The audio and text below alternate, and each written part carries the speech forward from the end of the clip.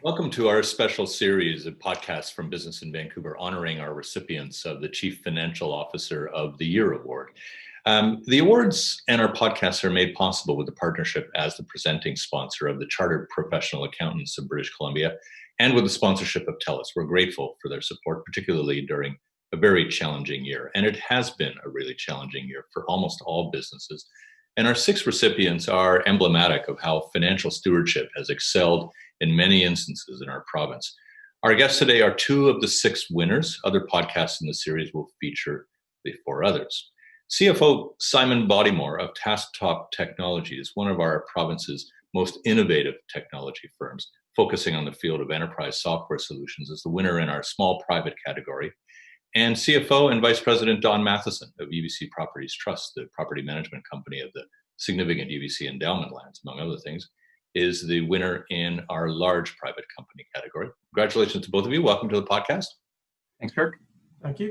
Hey, let's start. It has been an extraordinary year. Don, help me understand. What have you learned? We learned a few things. Going back to COVID, we had a couple of things that we weren't set up for remote working. Uh-huh. We got a significant construction business, and we didn't know if they would be shut down or not. We were obviously concerned about the safety of our employees and what we're going to do.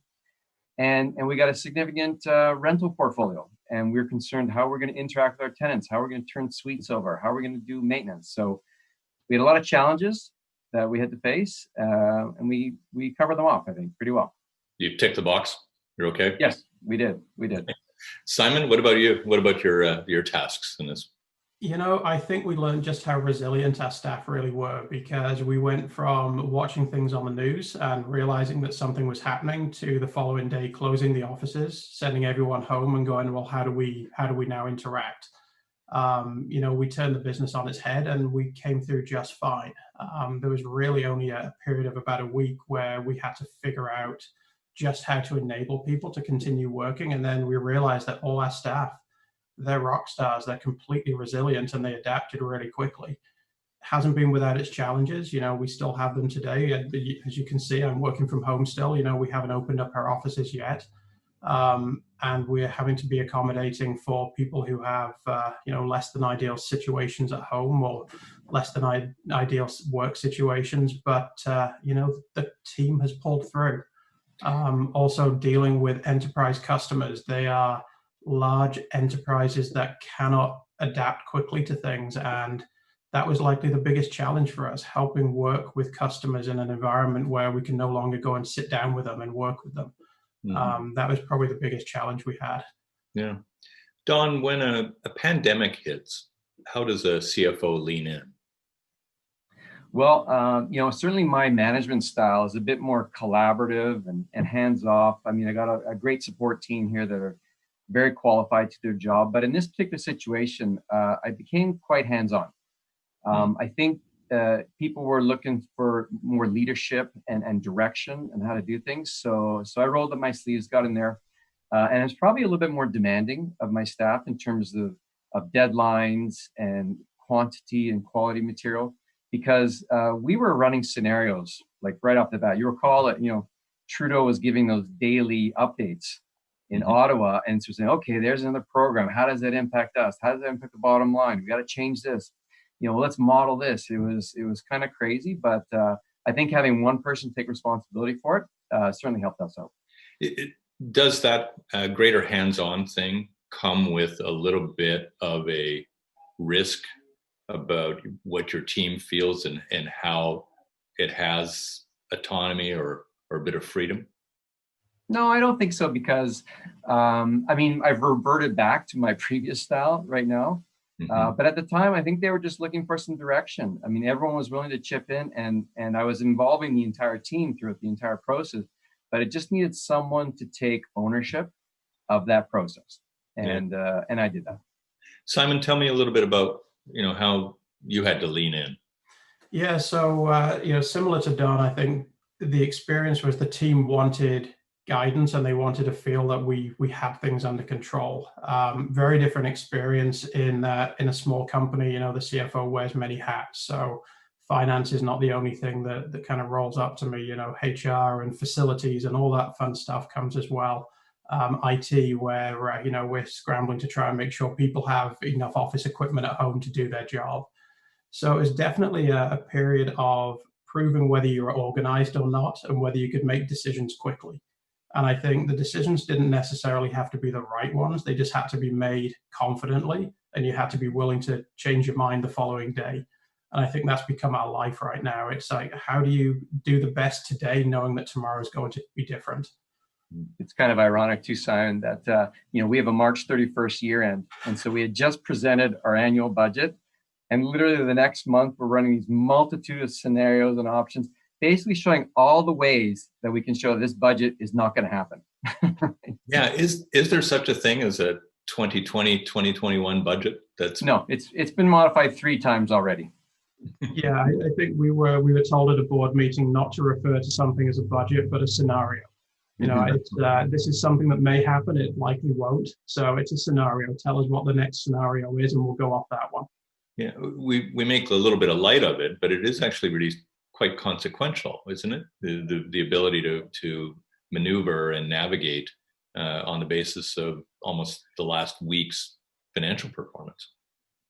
Definitely, from our perspective, there's a lot of short-term actions and short-term thinking, and you know, we still have an overarching longer-term goal, but we know that, you know, the outcome in a year, 2 years is going to be very different to what we think it is today. Yeah. You know, flexibility is key. Yeah. Let me ask you, Simon, what surprised you? What surprised me? Many things have surprised me. You know, I think the adaptability of the teams has surprised me. You know, there was no complaining. People they were engaged and they wanted to make this work. You know, we run regular employee engagement surveys to see how our teams are feeling. We're hitting the highest scores we've ever hit in the 6 years we've been running those surveys right now, because people are appreciating the little steps that the company is doing. That completely surprised me. I thought people would be so miserable working from home. They're just not prepared for it. You know, that lack of collaboration with their colleagues. You know, I do think we have proven that we can operate a business with large customers in a remote fashion. It's not ideal, and things need to change again going forward. But I think for now, it's been incredibly surprising that we've made some of the biggest sales we've made in the company's history over the past 6 months. Yeah. Don, what about you? Yeah, similar comments to Simon. You know, the fact that we adapted and we were agile. You know, we went to this remote working, and it was pretty seamless. There was a few hiccups along the way, but once everyone got settled down with their laptops and monitors, we became pretty efficient, and we changed our processes along the way, such that we've basically gone paperless right now. Mm-hmm. And some of those procedures we're continuing to adopt today. So that's been important. But what we found is, you mentioned about people working from home. That's kind of a positive and negative. Some people, we're back open full time, 100% right now. When we came back, people, you know, not everyone was excited to come back full time. You know, some people, they missed the face-to-face interaction, the water cooler banter, and all that kind of stuff. And others were like, well, geez, you know, why are we back full time? You know, I'm not comfortable with some safety things. And it wasn't that we didn't do enough in the office. I think we went over and above with our office protocols here. But they were concerned about commuting and the transportation aspect of it. So we said, okay, fine. So we actually piloted like a 2-day work from home on a rotational basis. And like Simon, our survey results show that people are thrilled. They're very happy about that. But one thing as well, like we hired an individual during the period that we were locked down. And we were kind of wondering, like, how does someone get connected to the company culture when they've only done the interview through Zoom? They've never actually visited the office or seen anyone on a face-to-face basis. So that's a bit of a challenge for us. And we're also a little bit concerned about people's mental health, to be quite honest with you. Some people working from home, and it said like they maybe didn't have the best setup at home, whether they're working around a kitchen table or whatever in a small condominium unit. And so isolation is an issue. And so we've actually changed our benefit plan to include a mental health aspect, which has been well received from staff as well. Yeah, I think everyone's pointing to the changing of the seasons that we have going on right now as perhaps a bit of a portend of some challenges around mental health and all that. And Simon, Are you noticing that at Tasktop? Yeah, absolutely. We've had some people who I think have had a tougher time than others adapting, if they are working from home and they're alone. We actually, timing was terrible for some people. We recruited a number of people from out of town and out of country in the earlier part of the year, and some of them were due to arrive in March and April. No. So these people, they've moved their entire lives across the world for us, and then they haven't been able to meet any of their colleagues in person. Some of them have been stuck essentially at home in a condo on their own. So definitely some challenges there, and we're actually in the process of opening up the office on a partial basis now to try and address some of that and get some interaction with colleagues and get some people a change of scenery. I think the fall is going to be tough for a lot of people. Sure. A bit of a tough question, maybe on the spur of the moment to answer, but Don, what's been your proudest moment during this time? Getting through this process. I think we've done a good job getting through the process with people, looking after our staff from a safety perspective, implementing a rotational work pattern, which has been good. But I think I'm most proud of how we've adapted to our tenants, especially the retailers. We do have a couple of the big guys, and they didn't need any assistance during this period, like the grocery stores or the pharmacies or the banks. But we have a lot of smaller, mom and pop type stores, and we wanted to see them survive. It does nothing for the retail experience if you have a store which goes dark. And so, how can we help them? And when the government came out with certain programs, we jumped on right away. How do we get them involved in our marketing brand and on our website, and we feature them prominently? We're actually looking at, we have some of these smaller cafes on campus, and we're actually going to look at some tents because they've enjoyed the nice summer months of sitting outside on these cafes. But now, how can we roll that into the fall and have some tents with some heating systems so that they can still enjoy and still be open, right? Because we know this is not going to end soon. It's going to last for a little bit longer, and it's about sharing the pain amongst all of us. And so we're taking a hit. The retail's taking a hit. Throughout this whole process, I've been in discussions with our lenders, and they've been very supportive of the strategy, so they understand it. And it's just seeing us through. So I think we're well positioned to see us through to the springtime, but let's hope things improve. I lived out in the endowment lands for 13 years, and I wonder, I don't live there anymore, but I wonder whether this pandemic has actually, in a lot of ways, created a new community identity. It has, definitely has. It's interesting, the pandemic is one part, but it was really UBC's decision to go to online learning in May, which was the big hit to us, because at that point, we got about 80% of our market units are rented to students. And that time the students saying, well, why am I paying rent when I can get the same online experience at home at my parents' house?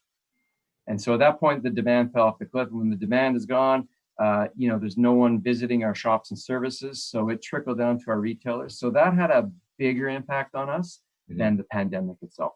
Interesting. Simon, in terms of your own proud moment, we in the middle of March, we launched a brand new product. Up until that point, we were a one product company, and we went to the enormous step of becoming a two product company, which is way more complicated than it sounds in those terms. And we as a company have done a tremendous job, I think, of launching that product, generating interest, and selling it. We set ourselves what we thought were some ambitious goals earlier on in the year, and we've exceeded them. But it hasn't been easy. Every aspect of our business has kind of been turned on its head in terms of how we go to customers, how we go to market, how we sell the product, how we support it on the back end. And we somehow kind of went from April, where nothing happened, like literally nothing happened. We were just sitting there going, oh boy, what's next? To having what's just finished to be the best quarter we've ever had in a summer quarter. Nice. And the amount of work that went into that is just phenomenal.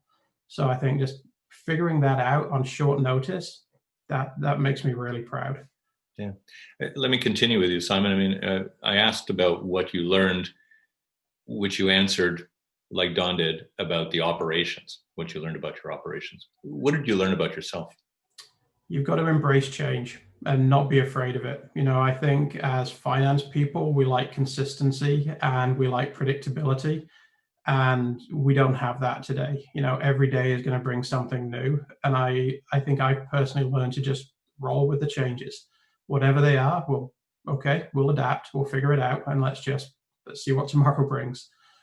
Yeah. Don, what do you feel you've learned about yourself? I echo Simon's comments there totally. You got to be agile and change when change is necessary.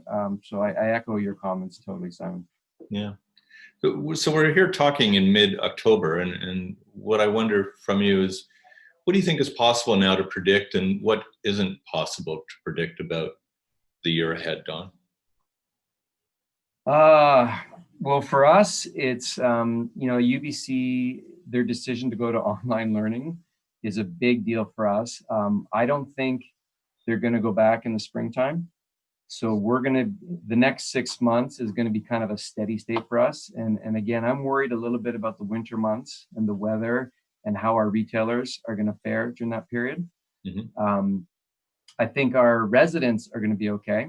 We've got sufficient occupancy levels there to carry us through, and we've got great support from our lenders, and we got a strong balance sheet. So I think financially we'll be okay, but we're just kind of a piece of a larger ecosystem at UBC, and so I think we want everybody to survive and thrive.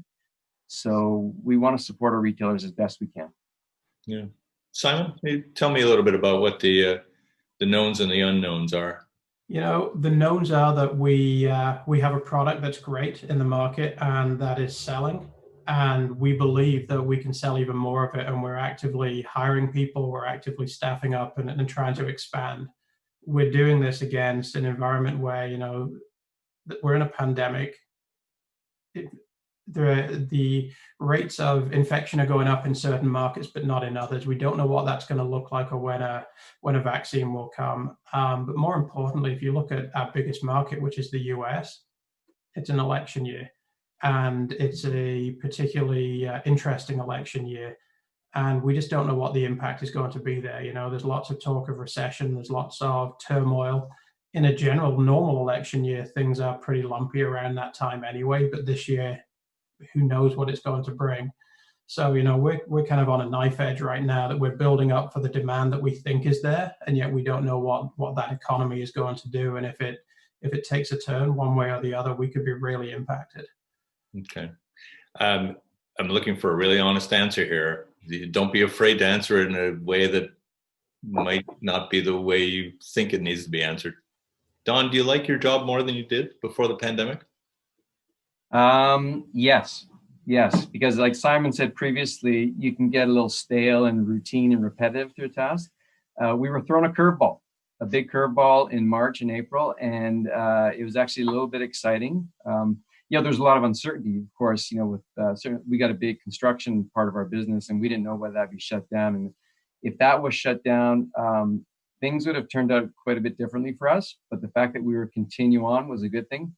But it was a daily grind as to how we're going to adapt and change and meet these challenges. So I did find it exciting. Simon? I'm adapting. I'm a lot happier now than I was earlier on. I think the biggest thing missing for me is interaction with people. I'm a social person. I like to walk around, and one of my colleagues jokes that I manage by walking, because I'll walk around the office and just stop and talk to people.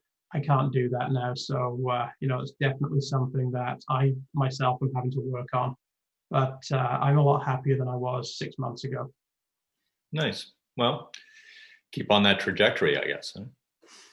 I want to thank you both, Don and Simon. It's been a great chat. Really, congratulations again on the award. And we're going to see you soon at an event, October 27th at the Terminal City Club, along with our 4 other winners: Greg Goodmanis of Diversified Royalty Corporation, Andrea Johnston, Pinnacle Renewable Energy, Hitesh Kathari of BC Children's Hospital, and Amy Lamb of the Chartered Professional Accountants in BC.